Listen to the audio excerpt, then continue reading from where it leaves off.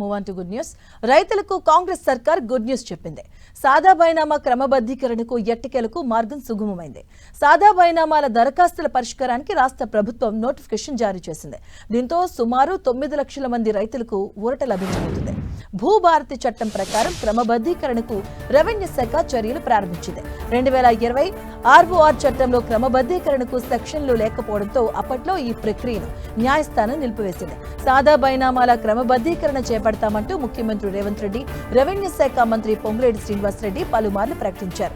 న్యాయస్థానంలో ఉన్న వివిధ పరిష్కారానికి పలు చర్యలు చేపట్టారు. దీంతో తాజాగా హైకోర్టు సాదా బైనామా రైతులకు 13B ప్రొసీడింగ్స్ జారీ చేయడానికి అనుమతించింది. రాష్ట్రంలోని పట్టణాలు మినహా ఇతర ప్రాంతాల్లో 2014 జూన్ 2వ తేదీ ముందు వరకున్న సాదా బైనామా కొనుగోళ్లను 2016లో నాటి ప్రభుత్వం తొలిసారి క్రమబద్ధీకరించింది.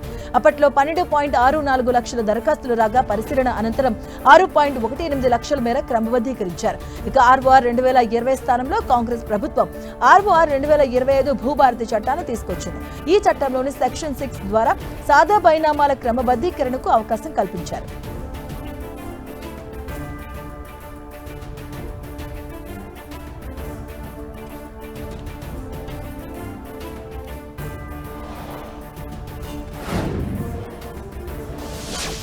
పాలమూరు ప్రయాణికులకు దక్షిణ మధ్య రైల్వే శుభవార్త తెలిపింది. మహబూబ్ నగర్, జడ్చర్ల, కృష్ణా రైల్వే స్టేషన్స్ లో మరిన్ని సూపర్ ఫాస్ట్ ఎక్స్ప్రెస్ రైళ్లను ఆపడానికి అధికారులు అంగీకరించారు.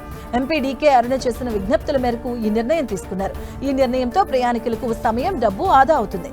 ఉమ్మడి పాలమూరు జిల్లాలోని ప్రజలు పలు రైళ్ల ప్రయాణాలు ఎదుర్కొంటున్న ఇబ్బందులపై ఎంపీ డీకే అరుణ నిరంతరం కృషి చేస్తున్నారు. ఇటీవల zonal railway users consultative committee సమావేశంలో ఈ అంశంపై చర్చించి రైలు స్టాప్లు, రాకపోకలు పెంచాలని అధికారులను కోరారు. గత నెలలో ఢిల్లీలో కేంద్ర రైల్వే మంత్రి అశ్విని వైష్ణవ్ను కలిసి వినతి పత్రం కూడా అందజేశారు.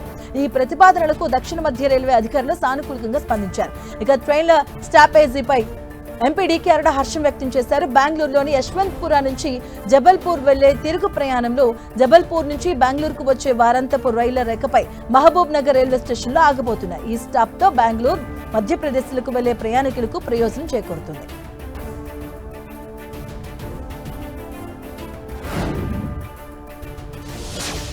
ఏపీలోని ఆటో డ్రైవర్లకు సీఎం చంద్రబాబు దసరా కానుకను ముందే ప్రకటించారు. అనంతపురంలో జరిగిన సూపర్ 6 సూపర్ హిట్ సభా వేదికగా కీలక ప్రకటన చేశారు.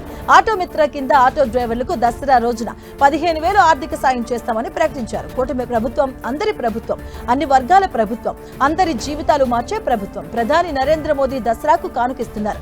జీఎస్టీ సంస్కరణలు తెచ్చారు, ధరలను తగ్గిస్తున్నారు, పన్నులను తగ్గించడం వంటి మంచి నిర్ణయం తీసుకున్న ప్రధాని మోదీని అభినందించారు.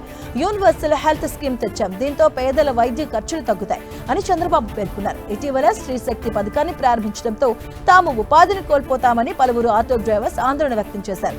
అయితే డ్రైవర్లకు అండగా ఉంటామని చంద్రబాబు హామీ ఇచ్చారు. ఇందులో భాగంగానే వారికి ఆటో మిత్ర కింద 15,000 ఆర్థిక సాయం చేస్తామన్నారు. ఈ దసరా పండుగకి వారికి సీఎం ఆర్థిక సాయం చేయబోతున్నారు.